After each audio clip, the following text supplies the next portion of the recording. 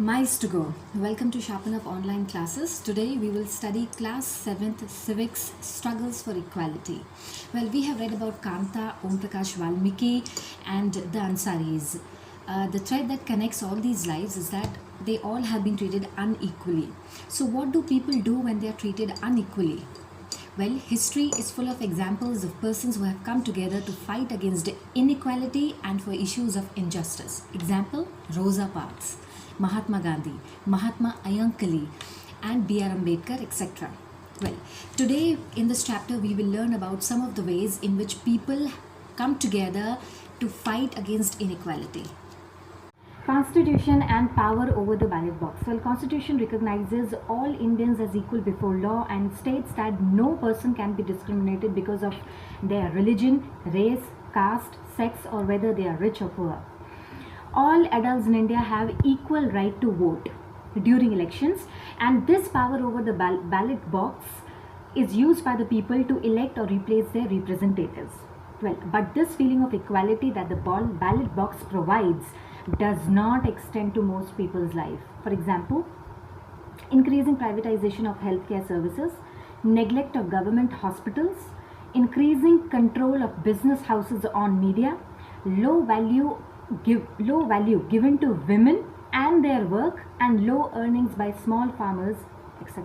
Reasons or significant factors for why most people are treated unequally in India. Well, discrimination. Discrimination is the answer. Discrimination on the basis of a person's religion, caste, sex, or economic status are significant factors for why most people are treated unequally in India. And often, poverty and lack of dignity and self-respect for certain communities come together in such powerful ways that it is difficult to identify where one aspect of inequality ends and the other begins. Example, Dalit, Adivasi and Muslim school girls drop out of school in large numbers. This is a combined outcome of poverty, social discrimination, lack of good quality schools and facilities for these communities.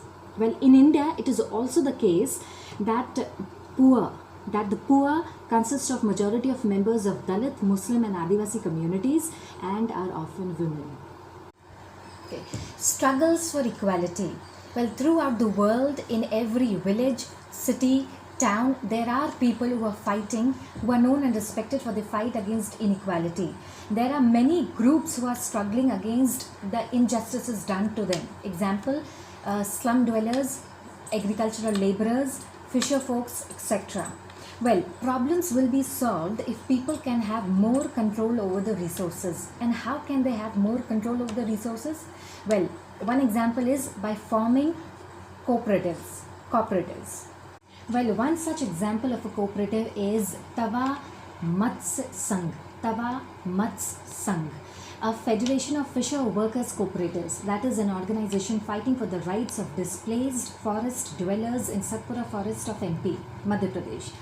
Tava is a river which originates in Mahadev Hills in Chhindwara. It flows through Betul and joins Narmada River in Hoshangabad.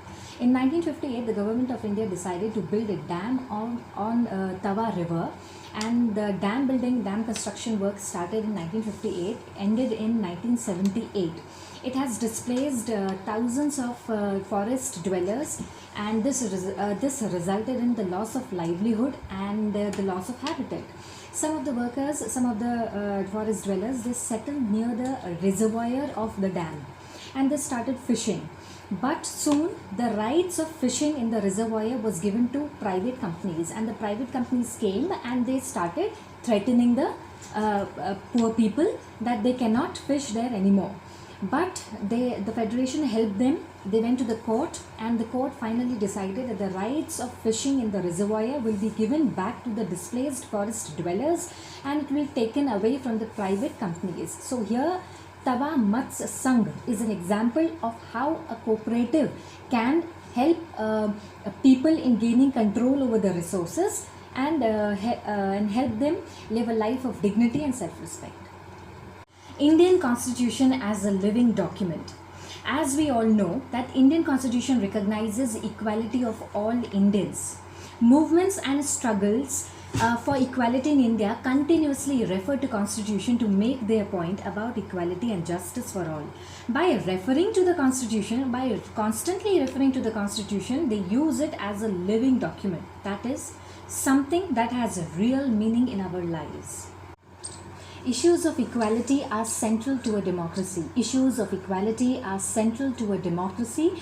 These issues substantially affect poor and marginalized communities, and therefore they concern social and economic equality in the country.